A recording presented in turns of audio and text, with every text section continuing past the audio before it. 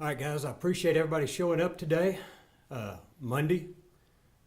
Understand this has been a long time coming. It's a win for law enforcement. Talking about 8 years, countless man hours investigating the murder of a prominent Longview citizen, Ron Horaney. We're here to finally talk about bringing these guys to justice. Understand I'm going to do some introductions here, talk about the people behind us. When we get done and conclude the press conference today, they are going to answer a few questions. Two things about those questions, just keep them short and brief.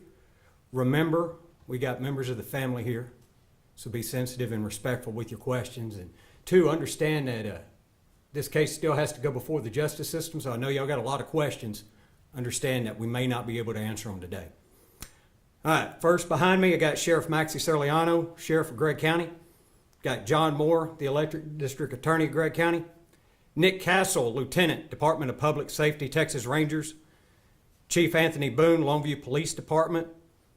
Lieutenant David Falco, Gregg County Sheriff's Office, Lieutenant, Criminal Investigations Division. Investigator Tyler Myers, Gregg County Sheriff's Office, Criminal Investigation Division.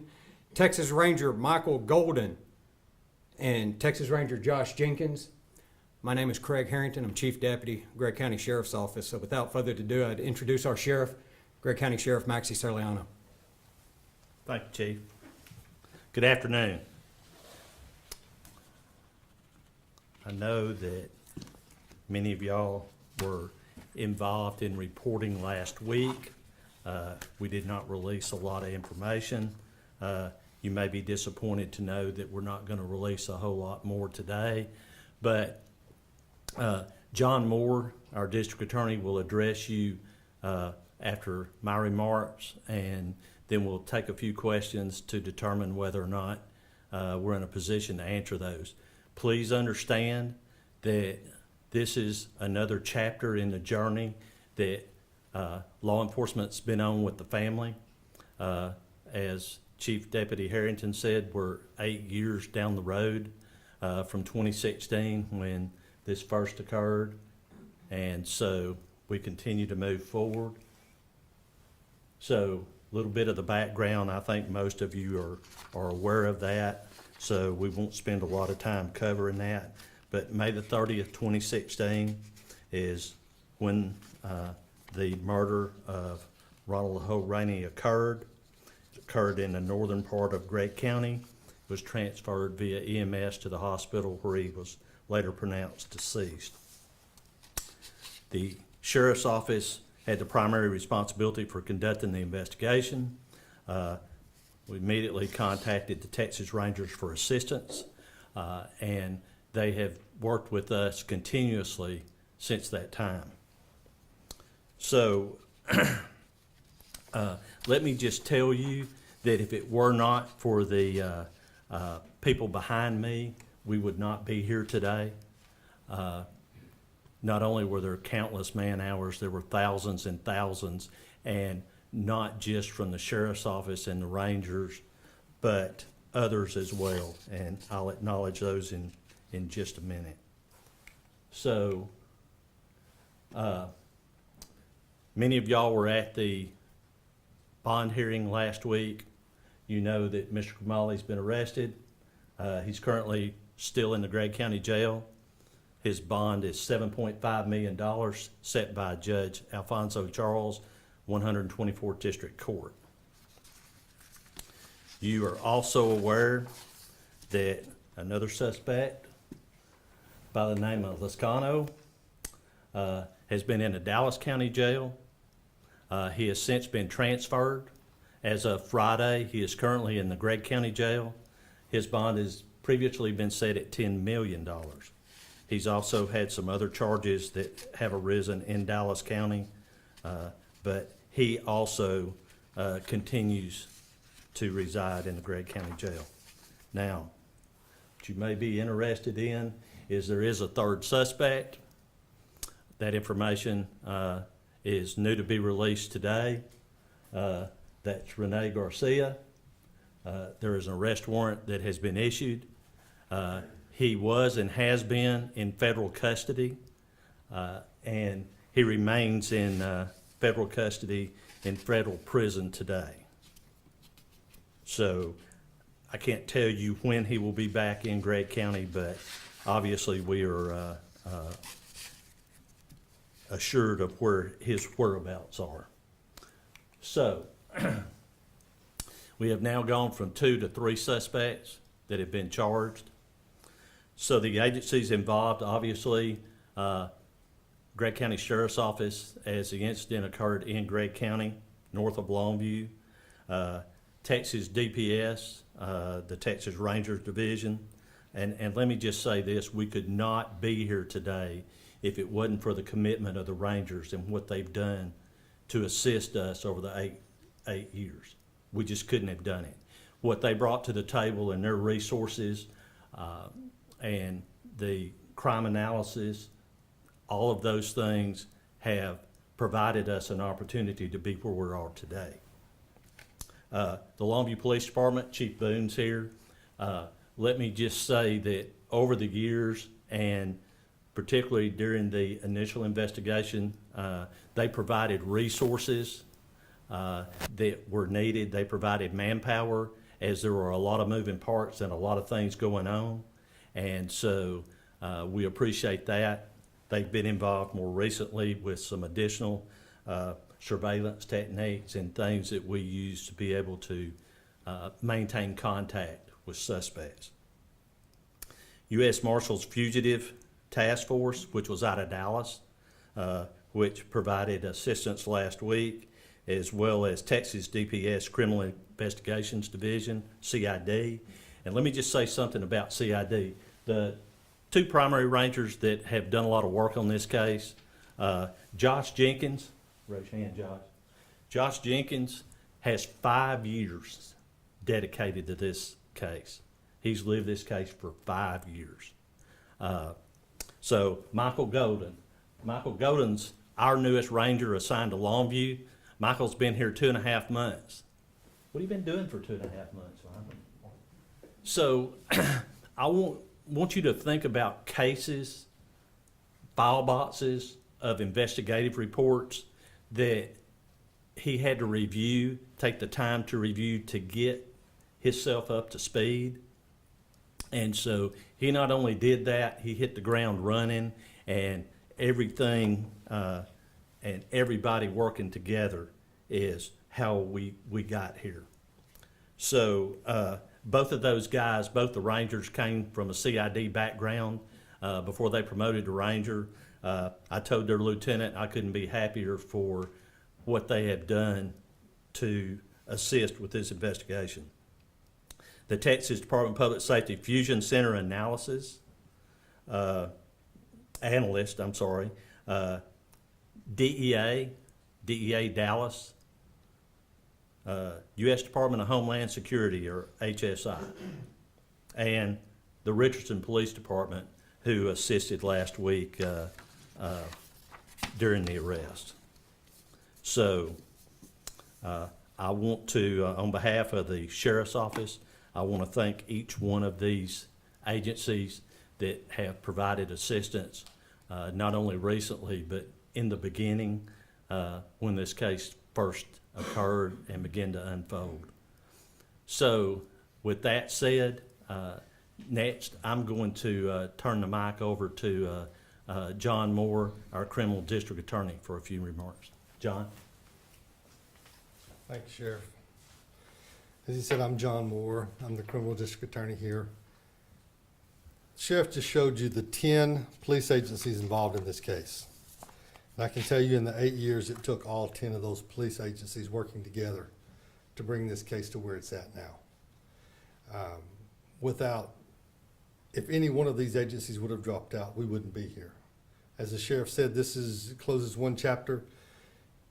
It closes his chapter on it. They're still going to be working on it, but now it opens mine. Now we get to step in and see what we can do with this. I can promise you it's not going to take 8 years to get a resolution to this case. Okay. We know the Horaneys have suffered through this, and that's where we're at this point in time, and that's the reason we ask for such high bonds, because we want to ensure that these people stay here so we can bring them to trial in a timely fashion. Obviously, I can't get into the facts of this case. I believe what the sheriff has told you and what was released last week are going to be about the only facts you're going to get out of us. I suspect strongly that there will be a gag order in place, if not this afternoon, tomorrow, because we don't want any problems with this case.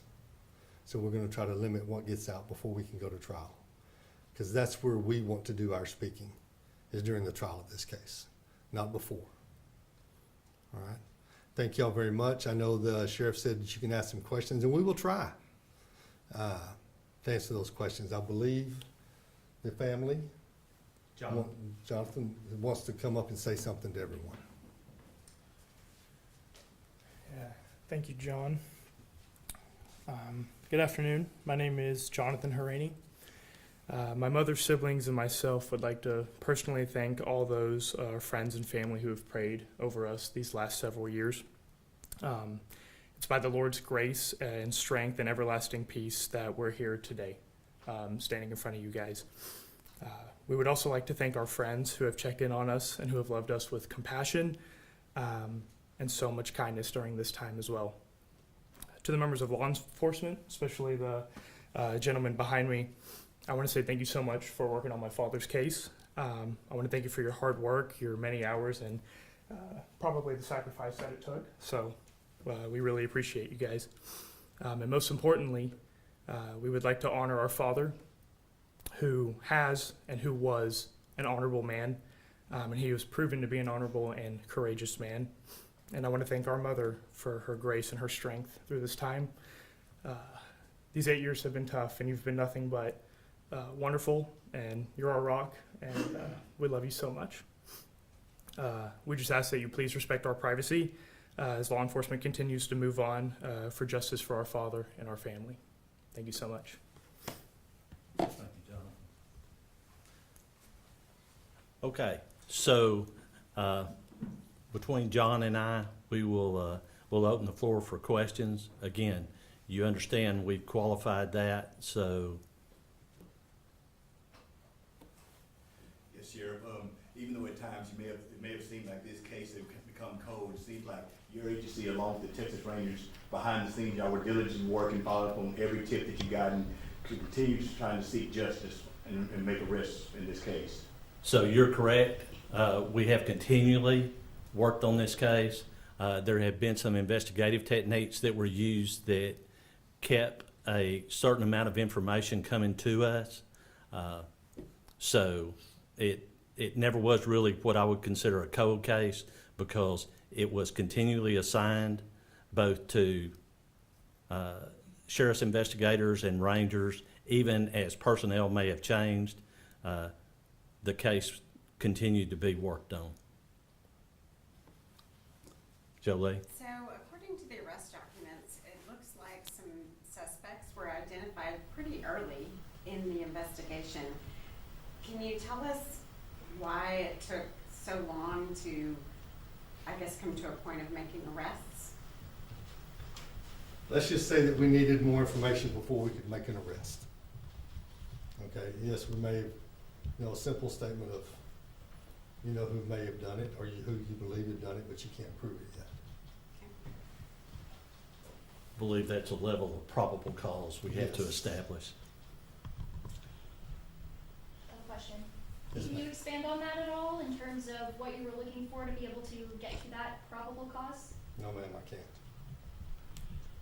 Are y'all able to tell us, like, when that key piece of evidence came in that y'all were satisfied and were able to go out and arrest these men?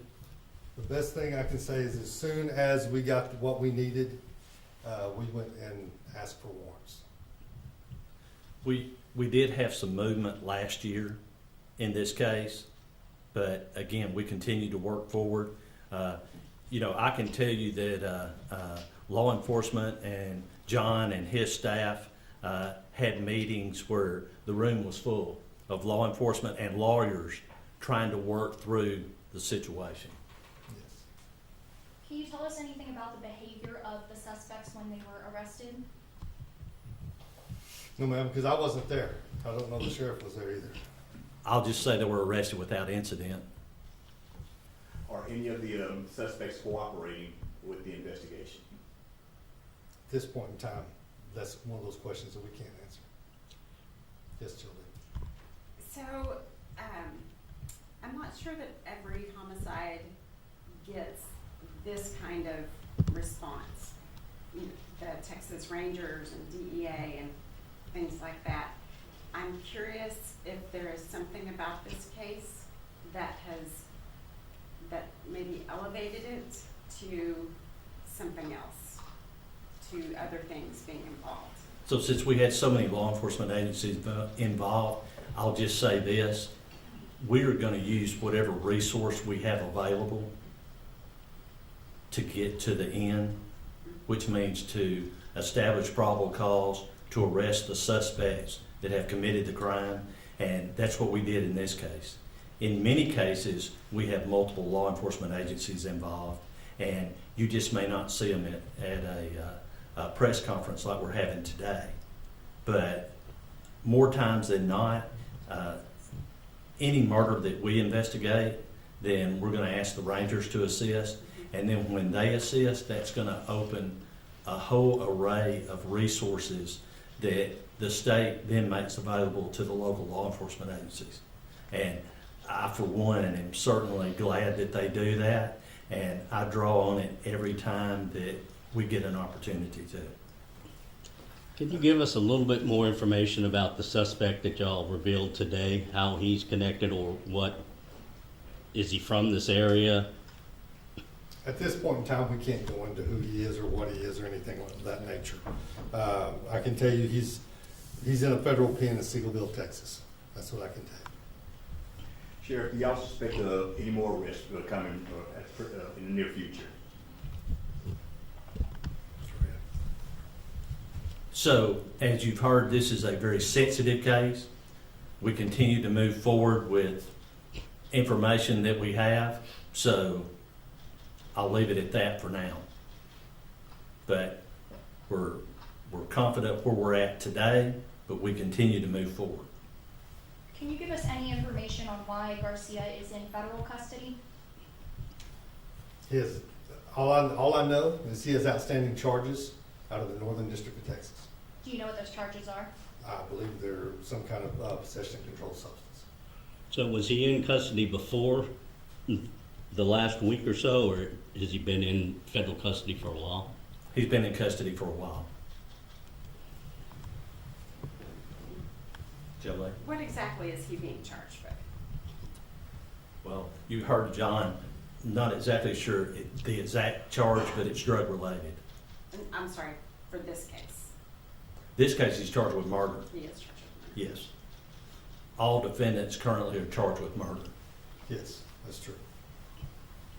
What kind of sentences are these three facing possibly? Anywhere from 5 to 99 years of life at this time, up to a $10,000 fine.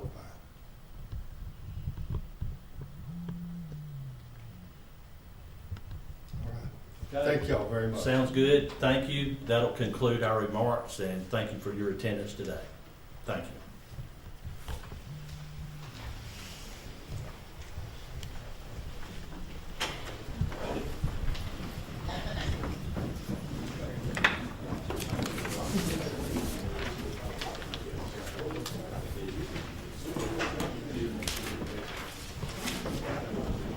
I'm sorry, I had one last question. I'm Joey. Is there any more evidence this last man?